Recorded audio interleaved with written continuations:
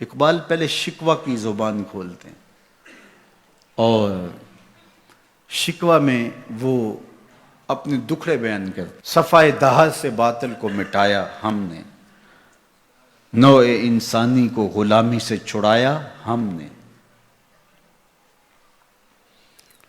تیرے کعبے کو جبینوں سے بسایا ہم نے، تیرے قرآن کو سینوں سے لگایا ہم نے، پھر بھی ہم سے گلہ ہے کہ وفادار نہیں، ہم وفادار نہیں، تو بھی تو دلدار نہیں. لہجہ تلخ ہو گیا، فتویٰ متوجہ ہوا، لیکن جب جواب آیا تو سارا نشہ اتر گیا. لفظ وہی ہے، صرف صیغہ بدلتا ہے. پہلے تو کہا صفائے دہر سے باطل کو مٹایا ہم نے، رب سے شکوہ کر رہی ہے مشت خاک. اقبال کی زبان بول رہی ہے کہ ہم نے جنگیں لڑی، ہم نے پہاڑوں کے کلیجے چیرے، ہم نے سمندروں میں گھوڑے ڈال دیے، ہم نے تیرے دین کے لیے کیا کیا نہیں کیا. برستے تیروں میں ہم نے نمازیں نہیں ادا کی، ہم نے کربلائیں نہیں سجائیں، ہم نے کیا کچھ نہیں کیا، اور آج ہم ذلیل ہیں. 56-57 اسلامی ملک کو ذلت و رسوائی کا عالم. تو اقبال شکوہ گناہ ہوتا ہے. صفائے دہر سے باطل کو مٹایا ہم نے، نوع انسانی کو غلامی سے چھڑایا ہم نے، تیرے کعبے کو جبینوں سے بسایا ہم نے، تیرے قرآن کو سینوں سے لگایا ہم نے، پھر بھی ہم سے گلہ ہے کہ وفادار نہیں، ہم وفادار نہیں، تو بھی تو دلدار نہیں.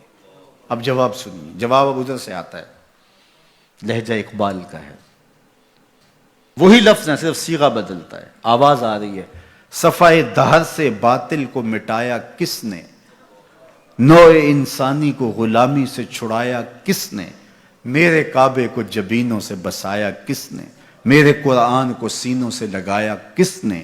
تھے تو آبا وہ تمہارے ہی مگر تم کیا ہو، تھے تو آبا وہ تمہارے ہی مگر تم کیا ہو، ہاتھ پہ ہاتھ دھرے منتظر فردا ہو، ہر کوئی مست مئے ذوق تن آسانی ہے، تم مسلمان ہو یہ انداز مسلمانی.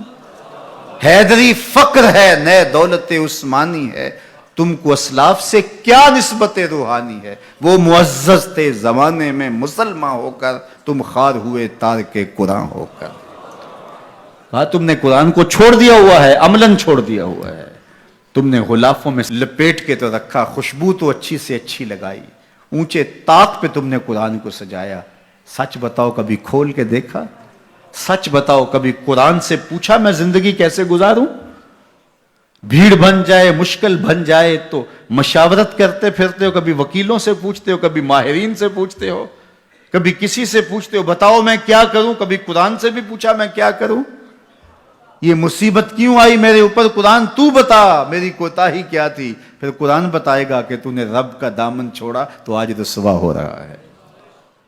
وَأَنْتُمُ الْعَالَوْنَ إِن كُنْتُم مُؤْمِنِينَ. آجا حضور کا غلام ہو جا، آج اس سے سر پہ عزتوں کا تاج رکھ دیتے ہیں. تو قرآن کی طرف اقبال نے بلایا اور ان کا سارا فکر و فلسفہ اس کے ارد گرد گھومتا ہے. بلکہ میں آپ کو ایک بات بتاؤں، یہ کسی نے نہیں کہی، یہ کتنی بڑی بات ہے. اقبال نے کہا کہ اگر میں نے قرآن کی تعلیمات سے ہٹ کے ایک حرف بھی کہا ہو تو قیامت کے دن حضور کے قدموں کا بوسہ نصیب نہ ہو. حضور مجھے آپ کے قدموں کا بوسہ نصیب نہ ہو اگر آپ کے سینے پہ اتری ہوئی کتاب سے ہٹ کے کچھ کہا ہو. یہ اقبال ہی کہہ سکتے ہیں. تو ساری زندگی اقبال کی فکر کا محور قرآن رہا. اس کتاب سے جڑو گے تو زندگی پا جاؤ گے.